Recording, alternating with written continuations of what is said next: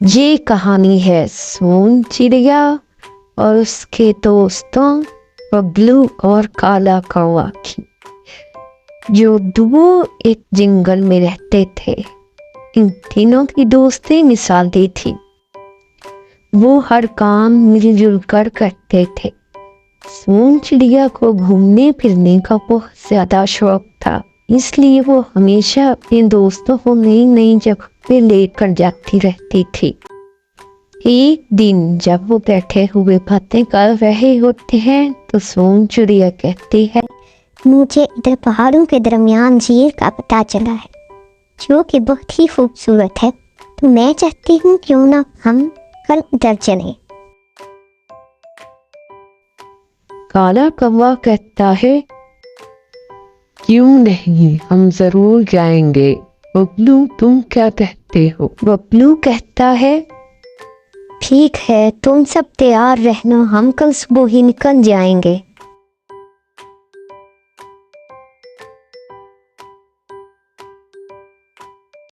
अगले दिन वो पहाड़ों के दरमियान में से होते हुए नदी की तरफ जाने लगते हैं।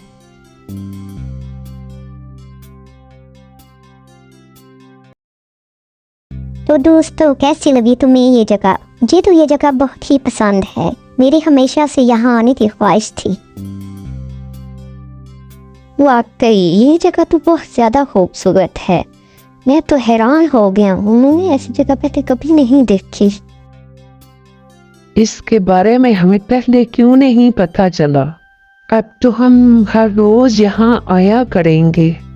इसके बाद वो खेलना शुरू कर देते हैं और मस्तियाँ करने लगते हैं। बबलू और सोन चिड़िया कहते हैं कि हमने तो यहाँ स्विमिंग करनी है।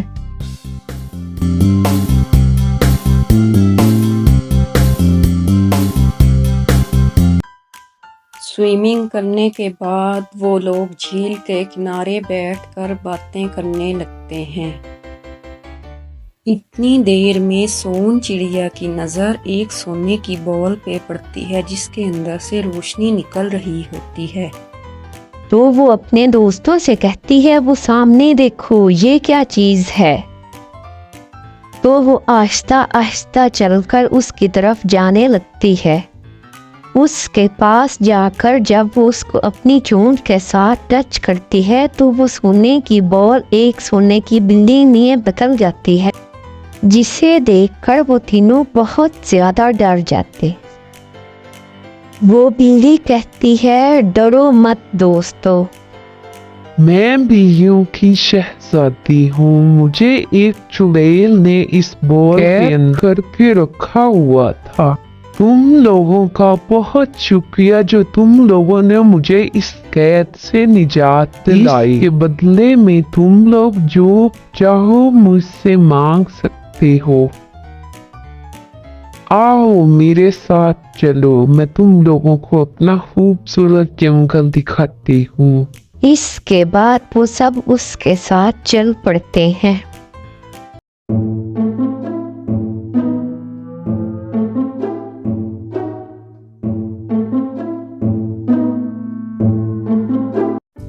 वहां पहुंचकर सोन चिड़िया कहती है, वाह, ये तो बहुत प्यारी जगह है। बिल्लियों की शहजादी, क्या मैं हमेशा के लिए इस जंगल में रह सकती हूँ? आगे से बिल्लियों की शहजादी कहती है, बिल्कुल, अब तुम सब मेरे साथ इधर ही रहोगे हमेशा के लिए। इस तरह हम चारों मिलकर उस चुड़ैल का मुकाबला भी कर सकेंगे।